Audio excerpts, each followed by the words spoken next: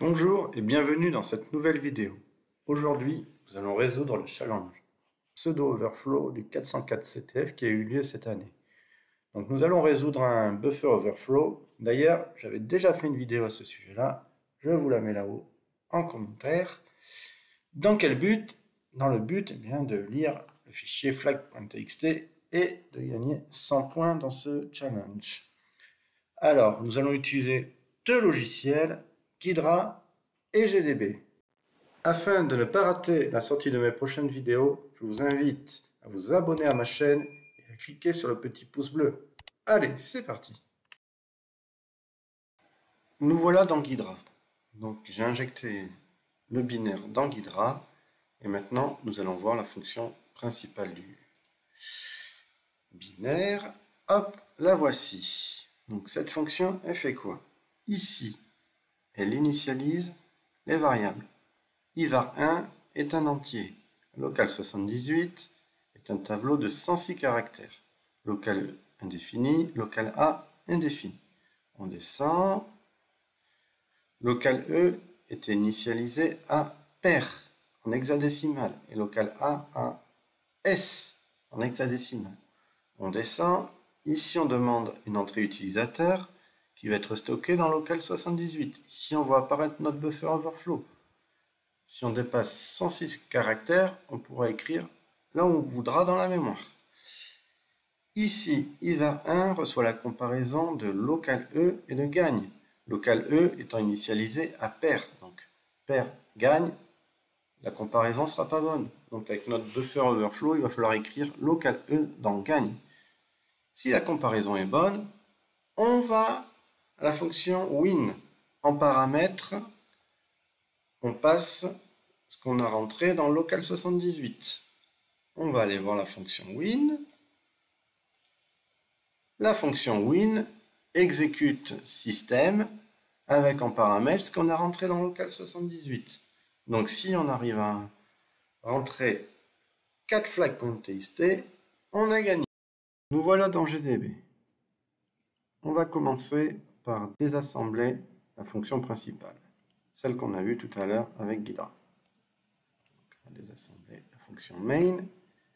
Et là, on retrouve en assembleur notre code. Donc là, nous avons bien l'entrée utilisateur.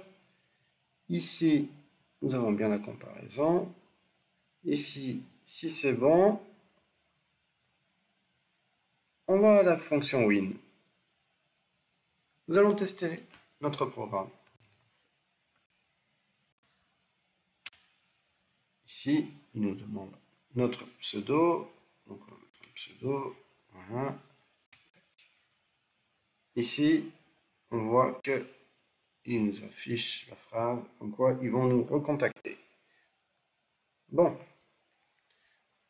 on va essayer d'aller un peu plus loin. Nous allons redésassembler notre fonction et on va essayer de mettre un breakpoint quand il appelle la comparaison pour voir ce qui compare. Donc on va faire un breakpoint de main plus 167. Voilà. Nous allons relancer notre programme. Il nous demande notre pseudo. Nous avons notre breakpoint. Donc là, on verra bien notre gagné apparaître. Et notre pseudo hack. Donc, on va regarder ce qu'il y a dans les deux variables de la comparaison.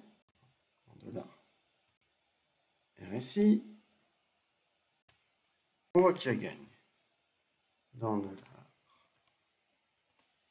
RDI, on voit qu'il y a pair. Donc c'est bien ce que nous avons dit tout à l'heure. Il compare pair à gagne. Donc du coup, ça ne fonctionne pas. Donc, nous allons continuer le programme. Et là, on voit bien que nous avons perdu. Ils nous recontacteront dans les prochaines semaines. Du coup, on va essayer de faire notre buffer overflow. Donc il va nous falloir 106 caractères plus gagne pour pouvoir écrire gagne à la place de perd. On va tester ça. Donc, nous allons créer un pattern de 106 caractères.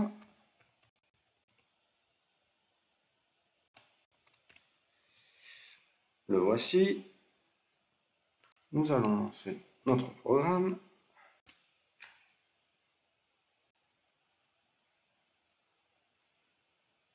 Hop.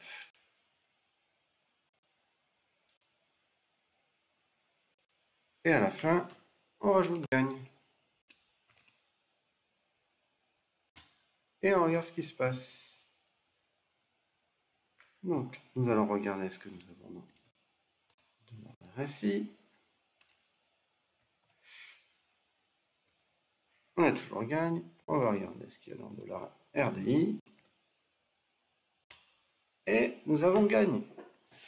Bon, nous avons toujours ce slash n, le retour chariot qu'il faudra éliminer. Mais nous avons gagné. Maintenant, il suffit dans notre payload de mettre 4 flag.txt et gagner à la fin. Donc, c'est ce que nous allons faire. Nous allons quitter GDB.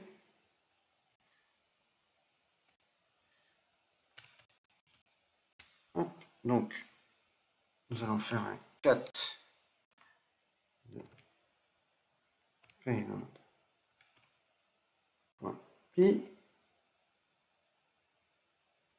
L'exploit.py, pardon, je l'ai un P. Voilà, notre exploit. Donc, on va démarrer le programme, le binaire. On va récupérer l'information. Et là, on va lui envoyer notre payload.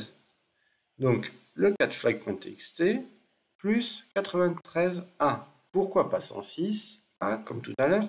Parce que 4flag.txt en prend déjà 13. Donc, 13 plus 93 égale 106. Et à la fin, on va mettre gagne et anti-slash x00, ce qui va nous permettre d'éliminer le retour chariot. On envoie ça et on regarde ce qui se passe. Allez. On va exécuter notre payload. Hop. Il a exécuté. Attention. Et c'est gagné. On voit apparaître notre flag. J'espère que cette vidéo vous a appris quelque chose. Si c'est le cas, n'hésitez pas à laisser un petit pouce bleu. Vous pouvez toujours retrouver toutes les vidéos de ma chaîne en suivant ces liens. Je vous remercie et à bientôt pour une prochaine vidéo.